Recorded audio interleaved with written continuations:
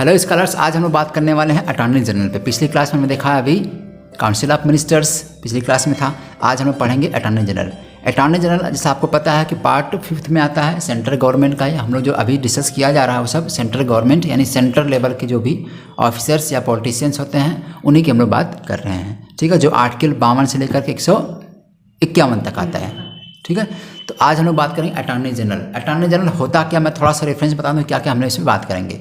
Attorney general की eligibility क्या होनी चाहिए, टर्म कितने साल के लिए बनाए जाएंगे, टेनर जिसको कहते हैं आप। ठीक, क्वालिफिकेशन क्या होना चाहिए, एलिजिबिलिटी क्या होनी चाहिए, इनका रिमूवल होता है कि नहीं होता, कौन इनको ओथ दिलवाता है, क्या सैलरी वगैरह होती है, कौन सैलरी सेट करता है। ठीक है, इनकी लिमिटेशंस, इनकी पावर, इनके फंक्शन, इन सब चीज़ों पे बात किया जाएगा। ठीक है, ओके, तो शुरू करते हैं हम लोग आज अटॉर्नी जनरल ऑफ इंडिया। तो सबसे पहले बताइए इसका आर्टिकल कितना होता है, इधर शुरू करते हैं क्रम से। पार्ट 5 में आता है, इनका आर्टिकल 76 है। आर्टिकल 76 होता है। पार्ट 5 में आता है यानी कि यूनियन वाले में, इसको आप कहते हैं यूनियन।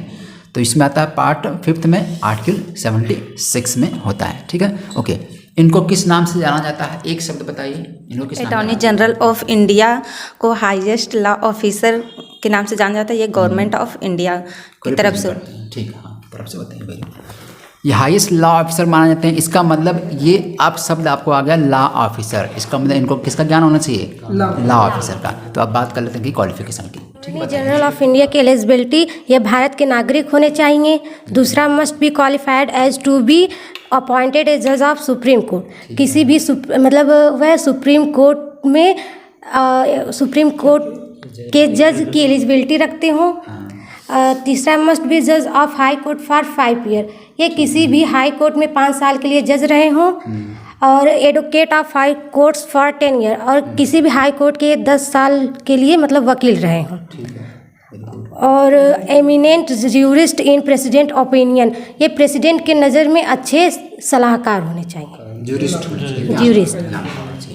ठीक है, आपने देखा अभी एलिजिबिलिटी क्या क्या होना चाहिए। इन्होंने बताया कि सबसे पहला सिटीजन ऑफ इंडिया होना चाहिए, 10 साल का एडवोकेट, किसी भी हाई कोर्ट में एडवोकेट के पद पे रहा हो। ठीक है, ये भी देख लिया। या ये जो क्वालिफिकेशन होती है हमेशा या करके होती है, यानी सब नहीं रखना है उनको, है इसमें से कोई एक रखना है। ठीक है, तीनों जो आपने बताया अभी इन्होंने बताया सुप्रीम कोर्ट के जज बनने की क्वालिफिकेशन होनी चाहिए, सुप्रीम कोर्ट के जज। हाई कोर्ट के या हाई कोर्ट के जज 5 साल तक रहे हों, या 10 साल तक एडवोकेट के पद पे रहें किसी भी हाई कोर्ट में। ये तीनों क्या हैं, आर करके या करके हैं। ठीक है, और नहीं है इसमें। ठीक है, और का मतलब होता है कि ये भी और ये भी, तो ऐसा नहीं है, और नहीं है, या का करेगा। ठीक है, इतनी क्वालिफिकेशन है। या एक और चीज़ है, अगर लगे प्रेसिडेंट को कि इनको यानी कोई व्यक्ति है जो जिसको एमिनेंट ज्यूरिस्ट है, इसका मतलब बहुत अच्छा जानकार है कानून का, तो उसको भी वो अपॉइंट अपनी डिस्क्रिप्शनरी पावर का यूज़ करके कर सकते हैं। ठीक है, हाँ कर सकते हैं। ओके, तो ये हो गई बात है एलिजिबिलिटी की। अब इनकी बात करते हैं टेनर, कितने साल का टेनर होता है इनका? टेनर नो फिक्स होता है।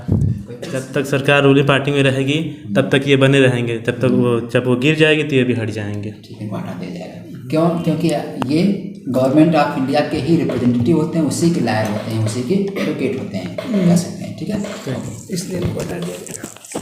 एक चीज़ हमने समझा कि लॉ ऑफिसर ये हैं। एक और शब्द होता है लॉ मिनिस्टर। लॉ मिनिस्टर और लॉ ऑफिसर में दोनों में अंतर होता है, दोनों को एक चीज़ मत समझिएगा। ठीक है, सेंट्रल गवर्नमेंट का लॉ मिनिस्टर भी होता है, वो अलग होता है, ये लॉ ऑफिसर अलग होते हैं। ठीक है, ये समझ लेना है। अंतर बताओ, बताएं। हाँ ठीक है, अंतर समझ में आ गया। अंतर बताइए क्या इसका अंतर है। लॉ मिनिस्टर जो होते हैं वो लॉ पे पॉलिसी बनाते हैं, और जो अटॉर्नी जनरल है ये सुप्रीम कोर्ट या हाई कोर्ट में सरकार की तरफ से कोई भी केस होता है सरकार पे, जो रूलिंग पार्टी है उसका केस लड़ते हैं, ना कि ये पॉलिसी नहीं बनाते हैं। पॉलिसी सिर्फ मिनिस्टर बनाते हैं, लॉ मिनिस्टर जो है। ये बढ़िया एक्सप्लेनेशन रहा है। ठीक है, ठीक है, बहुत अच्छा है। अब हम लोग बात करते हैं इनका रिमूवल। रिमूवल इनका कैसे होता है, कौन करता है रिमूवल? इनका रिमूवल जो है प्रेसिडेंट करता है, और काउंसिल ऑफ मिनिस्टर की सलाह पर मतलब बनाए जाते हैं, तो उनकी एक प्लेजर ऑफ प्रेसिडेंट होते हैं। इसका मतलब प्रेसिडेंट जब चाहे इसको हटा सकता है अंदर recommendation of council of minister. इसलिए इनका टर्म या टेनर फिक्स नहीं होता, इनका रिमूवल है। अब इनका रिमूवल कोई ग्राउंड रहा है, रिमूवल कोई ग्राउंड नहीं, इसका मतलब हमने समझा कि जब रिमूवल ये डिस्क्रिशनरी पावर पे है यानी प्लेजर प्रेसिडेंट क्या है, तो इनका रिमूवल कोई ग्राउंड नहीं हो सकता है। ठीक है, कोई फिक्स नहीं है, यानी किसी आर्टिकल्स में दिया नहीं गया है। सेंट्रल गवर्नमेंट अपॉइंट करवाती है तो वो चाहे तो इनको हटा भी सकती है। ठीक है, ओके। रिजाइन हमने पढ़ लिया। रिजाइन किसको देंगे? ये रिजाइन किसको देंगे? प्रेसिडेंट को देंगे रिजाइन। रिजाइन ये प्रेसिडेंट को देके आप ये जा। आप थोड़ी बात कर लेते हैं, इनकी सैलरी कितनी होती है, कहाँ से दी जाती है सैलरी? इनकी सैलरी प्रेसिडेंट देते हैं, प्रेसिडेंट तय करते हैं। प्रेसिडेंट तय करते हैं और ये भारत के सेंट्रल के CFI से देते हैं। CFI से दी जाती है। जैसे बाकी सब लोगों को जहाँ से दी जाती है उनकी भी होगी। ठीक है, हमने कॉमन समझा कि हर राज्य के हर जो मिनिस्टर्स हैं उनकी सैलरी लगभग CFI से दी जा रही है, तो इसमें कोई डाउट नहीं करना। अगर ऐसे क्वेश्चन आते हैं तो आप एक 50% चांस आपके पास बचता है कि आप टिक लगा देंगे CFI वाले पे। ठीक है, उसी तरह से इनको भी दी जाती है। अब थोड़ी बात कर लेते हैं हम लोग इनके ड्यूटीज़ या फंक्शंस पे। इनकी पावर या इनके फंक्शन या ड्यूटीज़ क्या होती हैं वह बताइए। इनके फंक्शन या इनकी पावर क्या होती हैं? यह एज चीफ लॉ ऑफिसर होते गवर्नमेंट ऑफ इंडिया की तरफ से। ठीक है, और to give advice on such legal matters referred by president, किसी भी मतलब मैटर पे प्रेसिडेंट को यह सलाह देते हैं। To perform duty assign to him by president द्वारा सौंपा गया कार्य यह देखते हैं। Discharge the function conferred by constitution, संविधान द्वारा दिया गया कार्य यह देखते हैं। To appear in supreme court on behalf of government of India, government of India की तरफ से सुप्रीम कोर्ट में उपस्थित यह हो सकते हैं। To appear in high court on behalf of government of India, यह गवर्नमेंट ऑफ इंडिया की तरफ से हाई कोर्ट में भी उपस्थित हो सकते हैं। To represent government of India in any reference made by president, president द्वारा मांगा गया कोई भी रेफरेंस या गवर्नमेंट ऑफ इंडिया। अभी हमने बात कर लिया फंक्शंस और ड्यूटीज़ पे। इन्होंने बहुत बढ़िया बताया सारे फंक्शंस को, आपने समझ लिया है क्या क्या चीज़ें हैं। ठीक, मैं इसको रिपीट नहीं करूँगा। ठीक है, क्लियर हो गया। अब हम लोग बात करते हैं कुछ राइट्स और कुछ लिमिटेशंस पे। इनकी राइट्स और लिमिटेशंस कौन? अटॉर्नी जनरल का राइट ये होता है कि वो किसी भी पूरे भी ऑल कोर्ट में जाके वो बैठ सकता है, और ये लोकसभा और राज्यसभा में जाके सुन सकता है, और ये किसी भी बिल पर वोट नहीं दे सकता है। MP के विशेषाधिकार होते हैं उतने अटॉर्नी जनरल के भी। तो ये कुछ हो गए, इन्होंने कुछ कोशिश किया, ट्राई किया। अब प्रयास ही करना हमारा काम है, प्रयास करते रहना। गलतियाँ होंगी सबसे, ये ह्यूमन नेचर है, गलतियाँ हमसे भी होती है, सबसे होती हैं। Nobody is perfect in the life, कोई भी परफेक्ट नहीं है, इसलिए आपको गलती करते रहना, सीखते रहना है। Right, okay. अब हम बात कर लेते हैं थोड़ा बहुत लिमिटेशंस पे। लिमिटेशंस क्या क्या होती हैं इनकी, यानी सीमाएं। जैसे इन्होंने बताया एक लिमिटेशन अभी इन्होंने बता दिया, वो बताया कि इनके पास लोकसभा में राज्यसभा में बैठने का अधिकार है, प्रेसिडिंग करने का अधिकार है, लेकिन वोट देने का अधिकार नहीं है। किस पे? किसी भी बिल पे वोट का अधिकार नहीं है। तो यानी कि लिमिटेशंस हो गई, सीमाएँ हो गई, यानी कि रोक दिया गया। बोल रहे थे, बात कर रहे थे, सुन रहे थे, सब कुछ कर रहे थे, लेकिन यहाँ पे वोट नहीं कर रहे थे, इनकी सीमाएँ हो गई। और कुछ लिमिटेशंस क्या क्या हैं बताइए। Should not advice government of India, ये गवर्नमेंट ऑफ इंडिया को एडवाइस नहीं दे सकते। या should not define accused criminal proceeding without government of India permission, ये किसी भी क्रिमिनल प्रोसीडिंग पे गवर्नमेंट ऑफ इंडिया के बिना आदेश के, गवर्नमेंट ऑफ इंडिया के बिना आदेश के यह डिफाइन नहीं कर सकते। डिफेंड बिना कोई भी केस बिना डिफेंड नहीं करेंगे, गवर्नमेंट पूछा लड़ सकती है। ठीक है। Should not accept appointment as a director of any company corporation without government of India permit, government of India के परमिट या आदेश के बिना ये किसी भी कंपनी या कॉरपोरेशन के डायरेक्टर के रूप में अपॉइंटमेंट नहीं किए जा सकते। ठीक है, वेरी गुड। फिर भी नॉट हाउएवर नॉट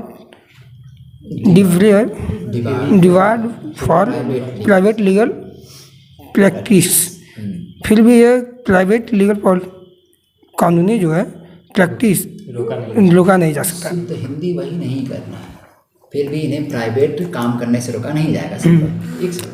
फिर भी इन्हें प्राइवेट काम करने से रोका नहीं जाएगा। ओके, ये हो गए क्वेश्चन के लिमिटेशंस। आपने देखा कि ये प्राइवेट काम यानी कि बिना गवर्नमेंट ऑफ इंडिया की तरफ से अपॉइंट होते हैं, तो बिना गवर्नमेंट ऑफ इंडिया से पूछे ये किसी और फंक्शन यानी कोई क्रिमिनल केसेस है या कोई केस है तो ये अपने बिना पूछे लड़ नहीं सकते हैं। लेकिन अभी आपने देखा कि ये प्राइवेट लीगल प्रैक्टिस कर सकते हैं, ठीक है, अपने से कोई कर सकते हैं, ठीक है, ये भी चीज़ें इनके अंदर हैं। तो ये हो गए कुछ इनके लिमिटेशंस। ओके, अब एक बात कर लेते हैं, इनकी असिस्ट करने के लिए कुछ मेंबर्स होते हैं, इनको सहायता देने के लिए कुछ मेंबर्स होते हैं, उनका क्या नाम है बताइए। उनका नाम सॉलिसिटर जनरल होता है, वो सेकंड हायर लॉ ऑफिसर होते हैं भारत के। वो जो है इनके सहायता असिस्ट करते हैं, अटॉर्नी जनरल को असिस्ट करते हैं, ठीक है, इनकी सहायता करते हैं। ओके, यानी असिस्टेंट के रूप में सॉलिसिटर जनरल, और हो सकता है कि 1-2 मेंबर और हों इनको असिस्ट करने के लिए, यानी बड़े केस हो सकते हैं तो वहाँ पे जरूरत है उनको। लेकिन आर्टिकल आपको इनके बारे में कोई आर्टिकल नहीं दिया गया। जैसे आपने देखा अभी क्वेश्चन आया हुआ था कि अटॉर्नी जनरल का आर्टिकल आपका 76 है, लेकिन सॉलिसिटर जनरल या एडिशनल सॉलिसिटर जनरल होते हैं उनके लिए कोई भी आर्टिकल कॉन्स्टिट्यूशन में नहीं दिया गया है, ठीक है, ये अपने से अपॉइंट किए जाते हैं। इतना याद रखना, क्या करने के लिए, असिस्ट करने के लिए, किसको, अटॉर्नी जनरल को, ठीक है, इतना याद करना है। जो सारे फंक्शन उनके हैं वही फंक्शन ये भी करते हैं सब लोग, ठीक है। तो लगभग हमने सारे क्वेश्चंस जो भी आने वाले पॉसिबल क्वेश्चंस होते हैं अटॉर्नी जनरल पे सारे हमने डिस्कस कर लिया, समझ लिया, ठीक है। ओके, अब हम लोग देख लेते हैं थोड़ा थोड़ा क्या क्या हमने पढ़ा है। जैसे अपॉइंटमेंट आपने देख लिया, अब आपको मेरे साथ रिपीट करना, बताना कौन का अपॉइंट करता है, मैं बताते जाऊँगा, पूछते जाऊँगा, क्वेश्चन आपको बताते रहना है। अपॉइंटमेंट किसके द्वारा होते हैं, ये प्रेसिडेंट द्वारा। सैलरी कहाँ से दी जाती है, ठीक है। टर्म कितने साल का होता है, कोई फिक्स नहीं है, यानी on the pleasure of president, ठीक है। कुछ इनकी रिजाइन किसको देते हैं, ये प्रेसिडेंट को देंगे, ठीक है। सैलरी वगैरह आपने देख लिया। फंक्शंस क्या होते हैं, 1-2 फंक्शन हमने देखा था कि फंक्शंस में जैसे इनका फंक्शन है कि ये हाईएस्ट लॉ ऑफिसर होते हैं, किसके, गवर्नमेंट ऑफ इंडिया की तरफ से, ठीक है, गवर्नमेंट ऑफ इंडिया की तरफ से। जैसे वकील समझ लीजिए, ये सेंट्रल गवर्नमेंट के वकील होते हैं, सीधे सीधे बात समझ लीजिए, ठीक है। ओके, कुछ लिमिटेशंस थी। लिमिटेशंस में एक सबसे इंपॉर्टेंट है जो क्वेश्चन वहाँ से हमेशा अक्सर बनाए जाते हैं कि ये पार्लियामेंट के किसी हाउस में बैठ सकते हैं, प्रोसीडिंग सुन सकते हैं, लेकिन एक चीज़ बार किया गया, रोका गया, किससे, वोट नहीं दे सकते। किस पे, किसी भी बिल पे, चाहे मनी बिल हो चाहे आर्डिनरी बिल हो। मनी बिल का आर्टिकल कितना है, 110 आर्टिकल है, ठीक है। कोई बिल हो उस पर ये वोट नहीं कर सकते, ये इनकी लिमिटेशंस हो गई, ठीक है।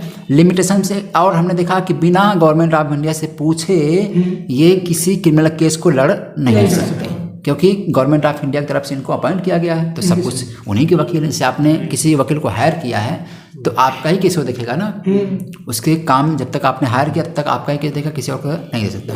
लेकिन यहाँ पे थोड़ी सी इनको फ्रीडम दी गई है कि ये प्राइवेट केसेस भी देख सकता है, ठीक है, थोड़ा सा देख सकता है, प्रैक्टिस करने के लिए देख सकता है। ओके, एक चीज़ आपने अभी और देखा, ये अब क्वेश्चन आएगा कि ये किसी हाई कोर्ट में, डिस्ट्रिक्ट कोर्ट में, या आप कह सकते हैं सुप्रीम कोर्ट में। तो आपने देखा कि सुप्रीम कोर्ट और हाई कोर्ट में जाके बैठ सकता है, यानी कोई केस अगर है तो ये जाके वहाँ पे देख सकता है सरकार की तरफ से, ठीक है। जो गवर्नमेंट ऑफ इंडिया से रिलेटेड होंगे, हाँ, वो सारे केस देख सकता है। तो अब तक आपने सारे क्वेश्चन जितने थे आपने इस पे देख लिया, तो ये टॉपिक यहीं पे ख़त्म होता है, ठीक है। अगले टॉपिक हम लेकर चलेंगे अटॉर्नी जनरल के बाद फिर एडवोकेट जनरल जो स्टेट का होता है, ठीक है। लगभग सारे स्टेट के सेंटर के जो टॉपिक होते हैं हमने लगभग डिस्कस कर लिया है, ठीक है। तो आज क्लास में इतना ही। Thank you so much, god bless you all.